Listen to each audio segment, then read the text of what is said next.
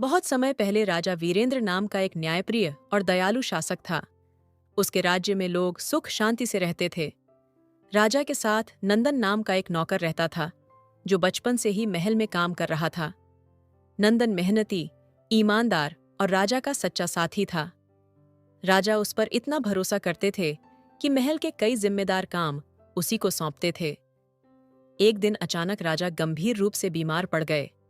दरबारियों ने बड़े बड़े वैद्य बुलाए, लेकिन असली देखभाल की जिम्मेदारी नंदन पर थी। नंदन दिन रात राजा की सेवा करने लगा।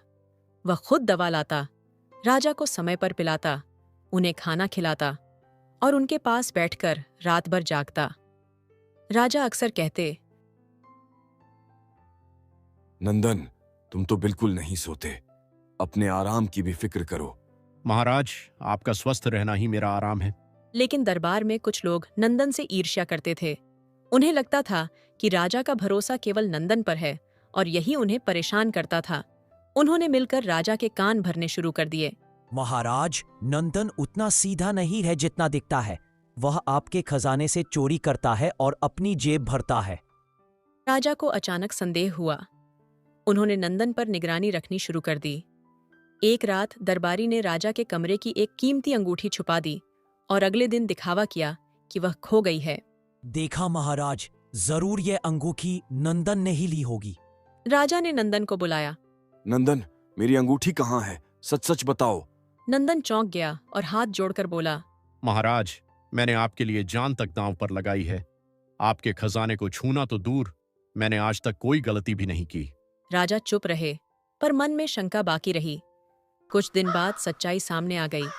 जिन दरबारियों ने नंदन को फंसाने की कोशिश की थी, उन्हीं में से एक की पोल खुल गई। उन्होंने मिलकर अंगूठी छिपाई थी ताकि नंदन पर झूठा इल्जाम लग सके। राजा ने तुरंत सभा बुलाई।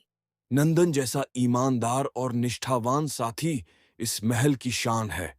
जो लोग उस पर शक करते हैं, उन्हें शर्म आनी चाहिए।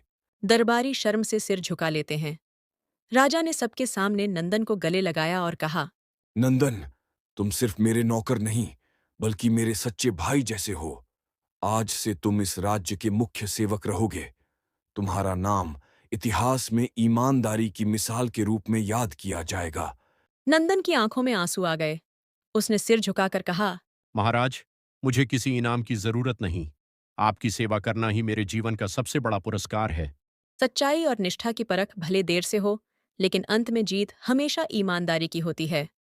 झूठ और छल कुछ समय के लिए चमक सकते हैं, पर सच का प्रकाश सदैव अमर रहता है।